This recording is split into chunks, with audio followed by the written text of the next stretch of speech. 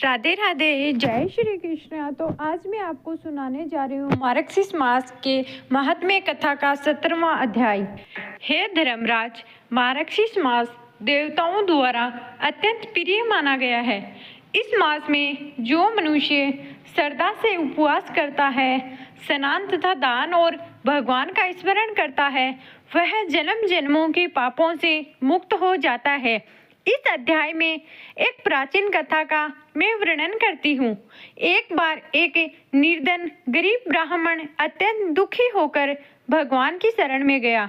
उसके घर में न तो भोजन था और न ही वस्त्र। मार्गशीर्ष मास आने पर उसने निश्चय किया कि चाहे जैसे भी हो वह भगवान का व्रत करेगा। उसने केवल जल और फल से ही निर्वत व्रत रखा और प्रतिदिन दीपदान, तुलसी पूजन और हरि का नाम और भजन कीर्तन करता रहता था। उसकी भक्ति से प्रसन्न होकर भगवान विष्णु उसके सौपन में प्रकट हुए और कहा, हे वत्स, तुमने श्रद्धा से मेरा व्रत किया है, तुम्हारे सभी कष्ट दूर होंगे। कल प्रातःकाल तुम्हें ऐसा सौभाग्य मिलेगा जो तुम्हारे जीवन को ही बदल देगा।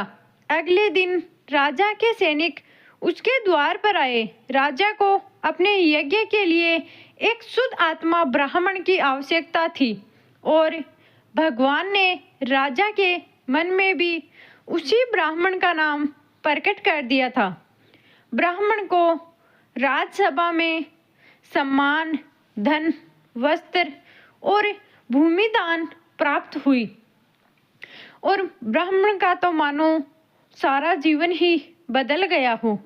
श्री कृष्ण युधिष्ठिर से कहते हैं कि हे राजन, जो मनुष्य मार्गशीर्ष मास में थोड़े से भी पुण्य करता है तथा दान धर्म करता है, उसे 2 गुना फल प्राप्त होता है। गरीब मनुष्य यदि केवल दीपदान करता है तो उसे स्वर्गलोक की प्राप्ति होती है। जो भगवान का स्मरण करता है उसके सभी पाप और दुख दर्द नष्ट हो जाते हैं। बोलो विष्णु भगवान की जय हो।